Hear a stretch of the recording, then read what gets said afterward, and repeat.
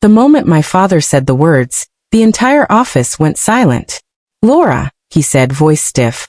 "You're suspended until you apologize to your sister." Suspended? You are welcome. Please subscribe, like, and comment for more updates from this channel. My name is Lora and this is my story. For her. For the girl who spent more time sabotaging my work than doing her own. For the daughter he worshipped like a trophy. For the sister who'd turned manipulation into an art form. Every pair of eyes in the conference room slid toward me. The employees, the managers, even the intern who could barely breathe without permission. My sister Maya leaned back in her chair with a victorious smirk, twirling her pen like she had just won a prize. I didn't shout. I didn't cry. I didn't ask for fairness. I simply said, "All right." And the room trembled. Not because of what my father said, but because of how calmly I accepted it. I gathered my files, my notebook, and the project binder I had spent 6 months building. My father expected me to plead, to beg, to shrink. But I walked out with steady steps, each one echoing across the polished floor. Behind me, I heard Maya whisper, loud enough for everyone. "She'll be back tomorrow. Watch." Everyone believed her. Everyone always believed her. They didn't know that something inside me had snapped so quietly I almost missed it myself. As I reached the elevator, my father called after me, "Lora, we are family. Don't make this worse." Family. Funny how that word was only used when I was supposed to carry someone else's blame. I turned, met his eyes and said, "I'm not making anything worse. I'm just listening." The elevator doors closed, slicing the tension in half. I didn't go home. I went somewhere nobody expected. Grandma Ruth's old cottage. The place that smelled like lavender and safety. She was gone now, but her presence lingered in every wooden panel, every soft draft, every memory. I sat at her writing desk, opened my laptop and stared at a single file. A file I had kept for months. A file Maya and my father would never expect me to have. Emails. Records. Documents with signatures that weren't hers, but were supposed to be. Screenshots of credit taken from me. Messages showing my sister bragging to her friends about how easy it was to fool my father. Proof of financial misconduct. Proof that I was the one holding the company together while they paraded around like royalty. I had kept it all. Not out of anger, but out of survival. Grandma always said, when someone shows you their pattern, save it. It will matter one day. That day had come. I didn't post anything. Not yet. Revenge wasn't the plan. Clarity was. I spent the night sorting, organizing, labeling, tying threads together. I didn't sleep. I didn't need to. For the first time, I wasn't operating from fear. I was operating from truth. By dawn, everything was ready. By dawn, I knew exactly what to do. By dawn, the girl who used to bend to keep peace was gone. And the woman who walked back into the company the next morning was someone my family had never met. Someone who didn't beg, didn't apologize, and didn't play small. Someone they should have feared all along. When I walked into the office the next morning, the world felt strangely quiet, like the air itself was holding its breath. Maya was already there, leaning against my desk with a grin she must have practiced in the mirror. She twirled my old office badge idly in her fingers. "Oh look," she said loud enough for the room. "The suspended girl came back." Her friends giggled. I didn't. I also didn't bother looking at the desk behind her, because I already knew what I would find. Nothing. My father had ordered everything removed. Files I created. Projects I built. Plans I wrote. Even my nameplate. The desk was stripped bare, scrapped clean like I had never existed there. But instead of breaking me, the sight of that empty space grounded me. They thought they were erasing me. They didn't know that I had already erased myself from their control the night before. I walked right past Maya. No reaction. No anger. No sok. Ghosting her ego was the worst insult I could give. And she felt it immediately. "Lora, where are you going?" she snapped. I didn't answer. I went straight to the executive floor, straight to the man who suspended me. My father was in his office, pacing while talking on the phone. The moment he saw me, he waved me inside as if he had summoned me. Yes, Maya will handle Lora's duties. She's capable, he was saying. Capable. My sister once sent a confidential contract to the wrong client and blamed the printer. I stood quietly until he hung up, pretending politeness like I used to. He adjusted his glasses. Lora, I wanted to see you. Have you thought about apologizing? I opened my folder and placed 3 envelopes on the table. 1. My resignation letter. 2. A copy of the company's financial irregularities report. 3. A sealed envelope addressed to the board of directors. My father blinked. What is this? Boundaries, I said calmly. Before he could speak, there was a knock, sharp, frantic. The company lawyer burst inside, face drained of color. Lora, he gasped. Tell me you didn't post it. The room froze. My father's expression collapsed into panic. Even Maya, who had followed the lawyer upstairs, stopped laughing. I didn't speak. The silence stretched, long, tight, terrifying for them. Finally, I said, if I had posted anything, you wouldn't be asking me. You'd be dealing with police officers. The lawyer sagged in relief. Too soon. I tapped my folder. I haven't posted anything, I continued, yet. But I did send everything to a third party with instructions. If anything happens to me, if any document disappears, if anyone retaliates, they release all of it automatically. My father's face drained completely. Lora, why would you do this? Because you suspended me, I said, for telling the truth. Maya scoffed. You're bluffing. I turned to her slowly.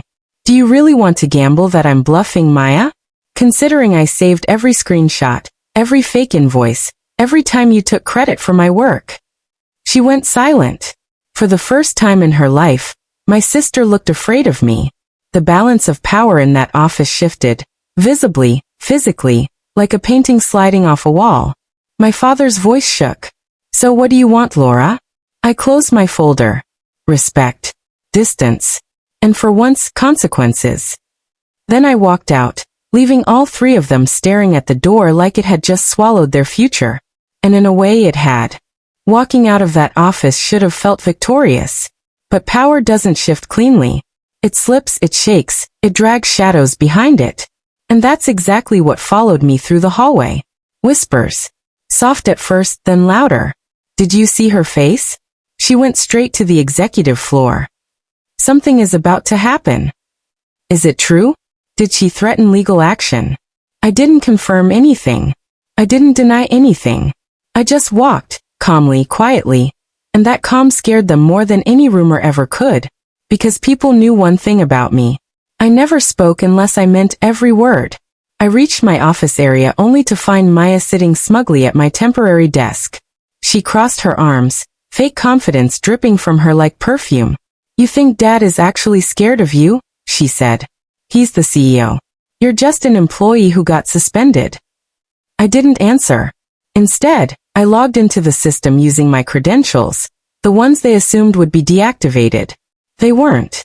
Not yet. And when the screen lit up, Maya leaned forward just a little too quickly. What are you doing? She demanded. Cleaning up. Because the night before, I had taken every file I ever worked on and stored it somewhere safe. But inside the company's system, I left only one thing. A digital trail that showed exactly who had accessed and altered certain financial reports. Maya. My father. His assistant. Their timestamps. Their edits. Everything tidy, clear, and impossible to explain away. I pressed one button. Download. A tiny white bar filled across the screen. Maya's smirk flickered. You're bluffing, she said, but her voice shook. I unplugged the USB, slipped it into my pocket, and shut the laptop gently. Then I finally looked at her. You wanted my job so badly, Maya, I said softly. Make sure you know what comes with it. She swallowed hard. Because for the first time since this rivalry began, she understood. I wasn't trying to beat her anymore. I was stepping past her, and she couldn't follow. Before she could respond, my father's voice thundered through the floor. Lora. My office. Now. Heads shot up across the room. People froze, pretending not to listen while listening with their entire souls. I walked slowly, deliberately, taking my time. When I entered, my father was behind his desk, gripping the edge like it was holding him up. The lawyer stood beside him, sweating. Maya hovered behind me, unable to stay away. The lawyer cleared his throat. Lora, we need to know if you plan to escalate this. I sat down. Depends. On what? My father snapped. On whether you keep trying to punish me for telling the truth, I replied. He exhaled heavily, pinching the bridge of his nose. Lora, you need to understand. No, I said. You need to understand. You suspended me because Maya lied. Again. And you believed her. Again. And you punished me. Again. He opened his mouth. I raised a hand. And I'm not doing that anymore. Silence. The lawyer shifted nervously. So what will you do? I placed the USB drive on the desk, gently, almost tenderly, like it was a bomb with a heartbeat. I'm giving you one chance, I said. Fix this. Correct the suspension. Clear my name internally. Remove Maya from any project with financial access. And apologize in writing. Maya gasped. Are you insane? I didn't even look at her. My father stared at the USB like it was radioactive. And if we don't? Then by sunset, I said, standing up. Everyone who needs to see what's on that drive will. The room went dead still. It wasn't a threat. It was a promise. A quiet one. A cold one. A final one. Then I walked out, leaving them with their panic. And for the first time in my life, I felt free. I arrived the next morning at 8:02 a.m., 2 minutes late for my usual routine on purpose. I wanted them alert, nervous, watching. And they were. The moment I walked through the glass doors, the entire floor shifted. Conversations cut mid-sentence. Chairs stopped rolling. People stared at me like I was a storm walking on legs. But one face stood out from all the others. Maya. She was leaning against the reception desk, arms crossed, lips curled into a slow, poisonous smile. The kind of smile people give when they think everything is suddenly in their favor. Good morning, sister, she said sweetly, fake as a plastic flower. Morning, I replied calmly, brushing past her. You look relaxed, she continued, following me. Dad told me everything. The ultimatum. The threats. The little USB trick. She laughed lightly. You know he's not scared of you, right? I stopped walking. Turned. Looked her in the eyes. Are you? Her smile twitched at the edges. But then she stepped closer. Dad said you won't win this time. He already fixed the suspension. You're on administrative leave for insubordination. She practically sang the word. He said HR will finalize it by noon. Administrative leave. They thought they were smart. They thought they were strategic. They thought they could outmaneuver me by turning the suspension into something official. And judging by Maya's grin, she thought they'd already won. Congratulations, I said, brushing imaginary dust off my shoulder. You must be proud. Oh, I am, she said. I've been waiting years for this. Finally, everyone will see you're not perfect. You're not the responsible one. You're just. I cut her off gently. Did Dad tell you what the lawyer found out? Her confidence stuttered. What do you mean? The files. The edits. The timestamps. Who logged in? Who changed the budgets? She blinked rapidly. I didn't. You did. I wasn't. You were. But Dad said. Oh, I tilted my head. So he didn't tell you. Interesting. And then? Her fake smile shattered. Right there. In the middle of the office. In front of the coworkers she'd spent years bragging to. She tried to recover, smoothing her hair aggressively. You're bluffing again. I reached into my bag, pulled out a plain white envelope, handed it to her. No USB this time, I said softly. Just paper. She hesitated, then ripped it open, expecting proof she could deny. But inside, one page, printed at the top. Audit report summary, unauthorized access findings. Her name, her employee ID, her passwords, her timestamps, her edits, all confirmed. When she reached the last line, her mouth dropped open. Primary responsible, Maya Armstrong. Her voice cracked. They sent this to you? Yesterday evening, I replied. Right after I left. Her breathing quickened. Dad said he would protect me. I nodded. He did. By sacrificing you first. She staggered back like I'd hit her. And then? HR stepped out of the elevator. 2 members. Holding a file. Looking directly at her. Everyone watched. Everyone listened. Everyone knew. Maya whispered, Lora, please tell them it was a mistake. I leaned in close. So was underestimating me. Her face collapsed. HR approached her desk. Ms. Armstrong, one of them said, we need to speak with you privately. And as they guided her away, the office didn't whisper this time. They stared. Stunned. Silent. Because the sister who'd spent her whole life trying to tear me down was finally watching everything fall on her instead. And the only thing more shocking than her downfall was how calm I felt. Because this wasn't revenge.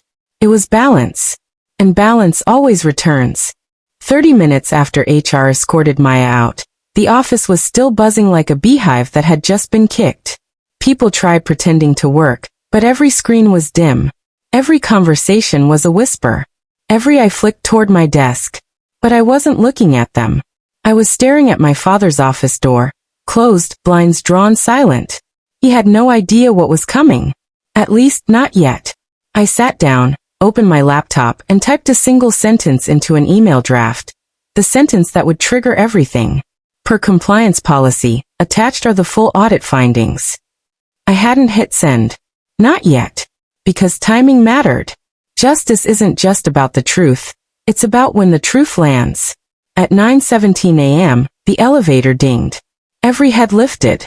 The company lawyer, Mr. Hensley, a mild, quiet man who normally walked everywhere at a slow librarian pace, burst through the doors running. Yes, running.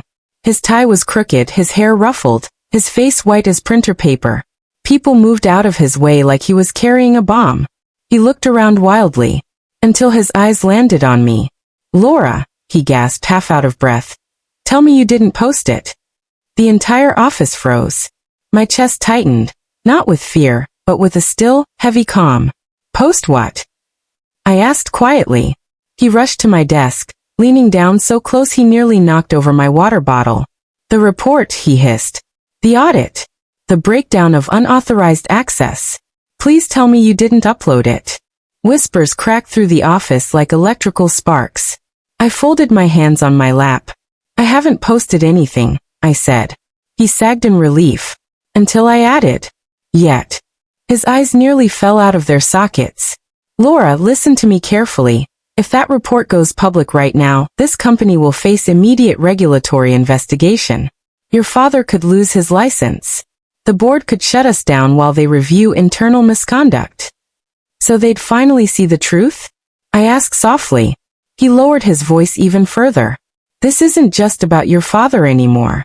There are shareholders, employees, clients, hundreds of innocent people who had nothing to do with this. He wasn't wrong. But he wasn't telling the full truth either. What did he tell you? I asked. He swallowed hard. Your father wants to meet with the audit team privately first. He wants to control the situation. Of course he did. Control. That was his religion. He tried to twist the findings. Bury them. Blame someone else. Probably blame me, the defiant daughter. Maya was escorted out, I said, watching his reaction. He winced. Yes. And now your father fears you'll retaliate. I tilted my head. Retaliate? For what? The suspension? The constant disrespect? The years of being his cleanup crew while he protected Maya like a fragile trophy? He said nothing. Because he knew. Everyone knew. I let the silence stretch until he shifted nervously. Then I asked, what exactly did he think I posted? He hesitated, then answered. There was a partial leak. Internal only. Someone anonymous uploaded a screenshot of the audit to the shared drive. The board saw it. My eyebrows lifted. I didn't do that. His face drained again. Wait, you swear? Yes. But then who? Before he could finish, a notification popped up on my laptop. A message. From an unknown internal account. Just one line. Truth deserves light. A second message followed immediately. Check the conference room feed. My heart thudded. I opened the live feed. and froze. My father was in the conference room, surrounded by board members, holding the audit report with shaking hands. He was shouting, defensive, cornered, exposed, and someone inside, was streaming it to me. The lawyer turned pale. Oh God, oh God. For the first time that morning, I smiled. Not with triumph, not with cruelty, but with a deep, steady certainty. This isn't my revenge, I said softly. This is the truth finally choosing its own path. The conference room feed flickered for a second, then sharpened into a clear image. My father stood at the head of the table, red-faced, voice cracking, pointing at pages like they were weapons. The board members stared at him with cold, calculating expressions. Not angry, not confused, evaluating. This wasn't a discussion. It was an interrogation. The kind people don't walk away from with their pride intact. Or their job. I zoomed in on the footage, my pulse steady. People around me pretended to work harder, typing aggressively just to look busy, though their eyes kept darting toward my screen. The lawyer, still hovering beside me, whispered, "Oh no, this is worse than I thought." On the screen, a board member named Mrs. Gaines leaned forward, tapping the audit report. "Charles," she said, her tone razor-sharp. "The timestamps prove someone accessed confidential payroll files from your personal administrator account. At 2:13 a.m. Repeatedly." My father's jaw twitched. "That wasn't me. My daughter." I stiffened. Mrs. Gaines cut him off. "Lora's credentials show no involvement. We checked. Try again." The lawyer beside me groaned softly. On the screen, another board member asked, "Who is ML? That's the only unidentified user on record." My father swallowed. "Maya Lewis. My sister." He knew it. I knew it. Everyone who'd seen the audit knew it. But hearing the board say it, that was the beginning of the avalanche. "That must be a clerical error," my father insisted. "Maya doesn't even know how to access the finance directory." The room went quiet. Then someone else spoke. "That's interesting, because the unauthorized entries came from an address inside your home office. Same IP, same hours, same pattern." I could practically hear the trap snapping shut. My father's smile flickered, a desperate, trembling thing. "You think my daughter hacked financial records from my house? For what? Why would she?" The board exchanged glances. One responded coolly, "Why don't you tell us?" The silence wrapped around him like a noose. He tried again. "Look, we're talking about my children. Kids fight. Siblings fight. This is all blown out of proportion." Mrs. Gaines froze him with a glare. "This isn't a sibling argument. This is fraud." I watched as he stumbled. He didn't just look cornered. He looked small. The lawyer whispered next to me, "He's losing them. If the majority votes, he'll be temporarily removed pending investigation." I didn't respond. I couldn't. My father, the immovable oak, the man who always controlled everything, was shaking. His hands, his voice, even the way he held himself. He looked like a man watching his kingdom crumble brick by brick. Suddenly his eyes jerked up, like he felt someone watching. He looked straight into the conference room camera. Straight at me. And for the first time, I didn't look away. His lips formed the words, "What did you do?" And I whispered back, though he couldn't hear me, "Nothing yet." Before the tension could settle, the conference room door burst open. A young IT tech rushed in, out of breath. "Sir, there's been another upload." The board jerked upright. My father's voice cracked. "Another what?" The tech handed over a tablet. An anonymous account posted a full folder labeled proof. It contained screenshots, logs, emails, everything. The board members immediately grabbed the device. My father turned white. The lawyer beside me whispered, "Lora, someone is detonating bombs inside that room." My laptop pinged. A new message from the same unknown sender. "This is bigger than family." Another, "Meet me in the server room." My breath hitched. Whoever was doing this wasn't guessing. They knew everything. They were inside the system. And they wanted me to see what came next. I closed my laptop slowly. The lawyer watched me with wide, terrified eyes. "Lora, Please tell me you're not going down there alone. I stood. I've been alone for a long time. I walked toward the elevator. Because Act 6 wasn't about revenge anymore. It was about finding the person who decided that the truth deserved to burn. The elevator hummed softly as it descended, each floor passing like another layer of my old life peeling away. By the time the doors opened to the basement, the air felt different, colder, heavier, humming with electricity and secrets meant to stay buried. The server room sat at the end of the corridor, locked with a keypad. But when I reached it, the door was already open, as if someone had been waiting. I stepped inside. Rows of blinking machines cast blue light across the metal floor, making the space feel like a quiet, mechanical cathedral. The low buzz of servers filled the room, steady, endless, like a heartbeat that belonged to the building itself. Then, a voice. You came. I froze. Someone stepped out from behind the main server tower. Not my father. Not Maya. Not even an IT staff member. It was Elena, one of our mid-tier analysts. A woman I'd barely spoken to beyond polite nods in corporate hallways. But her expression, calm, focused, like everything happening upstairs was orchestrated long before I ever clicked play. Elena. I whispered.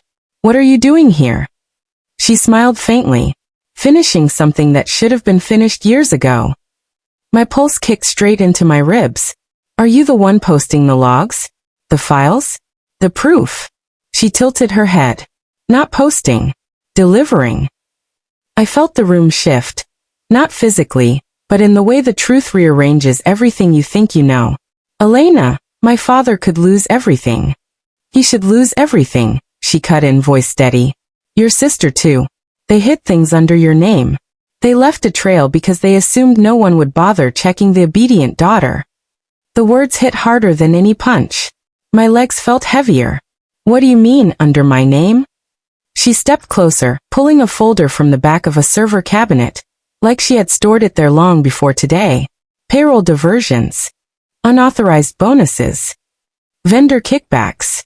All under internal code LA2. My initials. My file.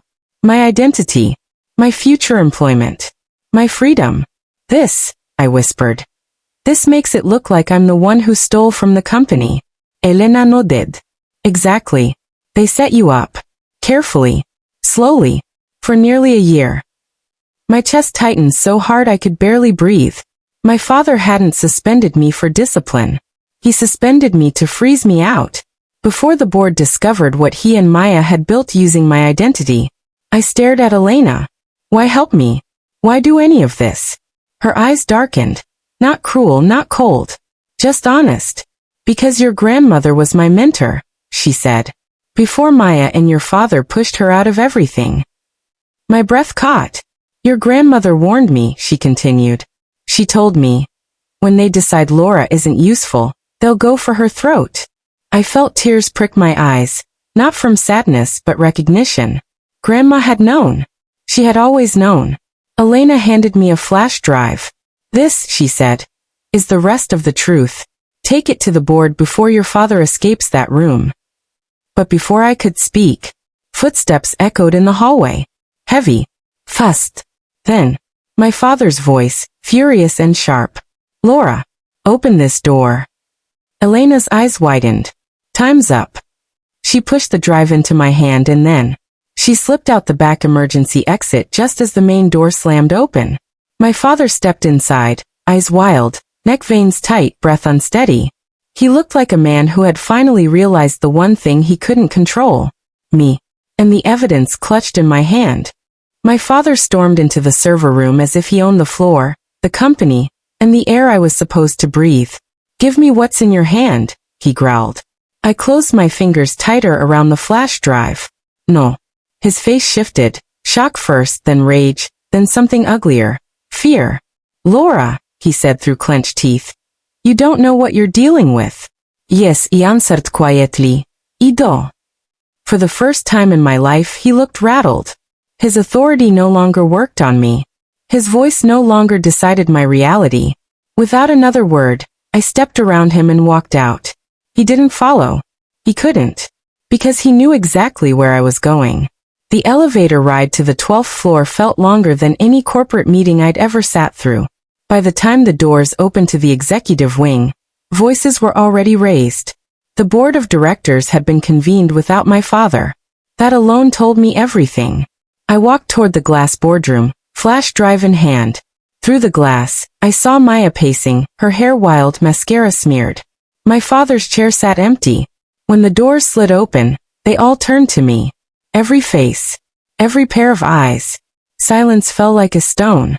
The chairman spoke first. Lora, we didn't expect you. I know, I said. But you should hear this before my father gets here. Maya stepped forward, pointing at me with shaking hands. She posted the files. She's the one exposing the company. She stole millions. We have proof, my dad said. I didn't flinch. Your father, I said evenly, is the one who put my name on every fraudulent transaction. Gasps. A few board members exchanged looks. I placed the flash drive on the center of the table. This contains payroll diversions, forged approvals, and evidence of asset rerouting done under internal code L.A.2. My code. My identity. Used by them. The chairman frowned. Do you have corroboration? I nodded.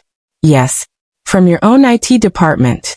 And from someone who's been tracking the fraud for over a year. Maya laughed, a high, desperate sound. She's lying. Lora has always been jealous, The boardroom door slammed open. My father walked in. Red-faced. Sweating. Breathing hard. Don't listen to her, he barked. She's unstable. She's been emotional since the suspension. She's turning on her own family. The chairman held up a hand. Sit down, Thomas. It wasn't a request. My father froze. He sat. But the fury in his eyes could have cracked steel. The other board members leaned in as the IT specialist connected the drive to the projector. The room dimmed.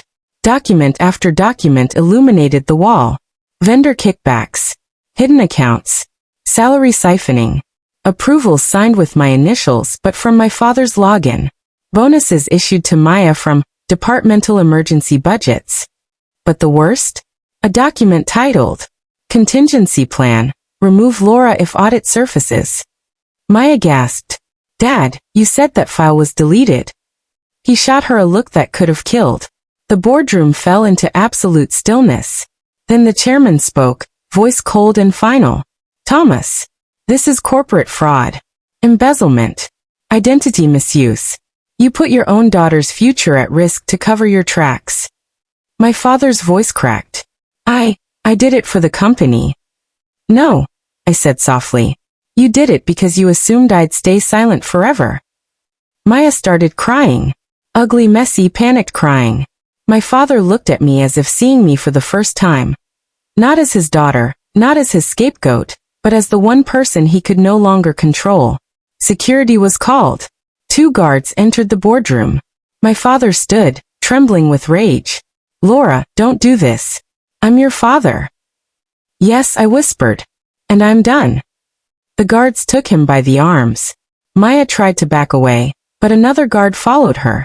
As they were escorted out, the chairman turned to me. Lora, you just saved this company. No. I saved myself. And for the first time in my life, that was enough. The boardroom emptied slowly, in stunned silence. People whispered in corners, phones buzzed nonstop, and half a dozen executives slipped out to call legal counsel. But I stayed seated. Not because I was shaken, but because for the first time in years, I finally felt still. The chairman sat beside me. Lora, he said gently, you're not required to stay for the aftermath. We'll handle the legal process. You've done more than enough. I looked at the projection screen. My father's forged signatures, Maya's unauthorized transactions, the contingency plan meant to erase me. All the years I thought I was helping the family. All the guilt I carried. All the sacrifices I'd made. All of it had been weaponized against me. And yet somehow, I wasn't broken. I was free. Thank you, I said quietly. But I think I need to breathe. He nodded, and I walked out of the boardroom like someone shedding an entire life behind her. As I made my way through the hallway, employees stepped back, whispering. Not out of fear, out of realization. For years, I'd been the workhorse, the silent achiever, the problem solver behind everyone else's chaos. Today they finally saw me for what I really was. Not the daughter suspended for disrespect. Not the sister blamed for everything. Not the scapegoat. A woman who chose evidence over emotion. Truth over tolerance. Herself over the family that tried to bury her. I took the elevator down, and when the doors opened, the entire lobby buzzed with news. Security escorted my father and Maya through the front doors. Cameras flashed, phones recorded, live streams popped up instantly. Maya sobbed dramatically. My father tried to hide his face. It didn't matter. The world had already seen the truth. When they passed me, my father stopped.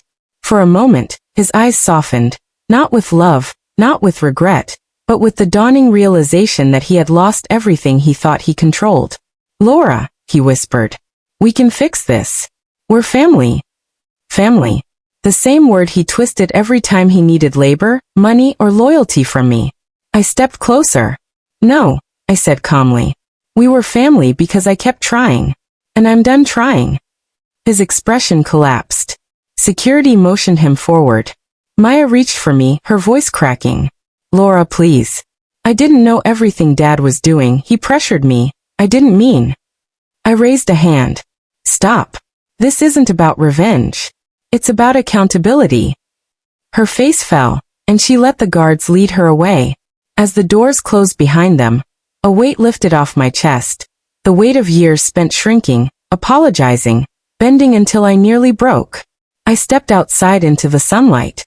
Warm, clean, uncomplicated. A car pulled up to the curb. The passenger window rolled down. It was the company lawyer. The same one who had rushed to me days ago, panicked, begging me not to post the files. He looked at me with quiet respect now. You know, he said, most people would have let this destroy them. I shook my head. It didn't destroy me. It clarified me. He smiled faintly. So what will you do now? I looked back at the towering building where I'd spent years proving myself to people who never intended to see my worth. Then I stepped away from it. I'm going to start something of my own, I said. And this time, no one gets to use my name but me. As I walked toward my car, each step felt like reclaiming a piece of myself. No anger. No bitterness. No regret. Just freedom. A freedom earned, not given. Defended, not granted. And as the city hummed around me, I realized one final truth. Sometimes the most powerful revenge isn't destroying the people who hurt you. It's building a life so strong, so peaceful, so untouchably yours, that they can never reach you again. And I was ready. More ready than I had ever been.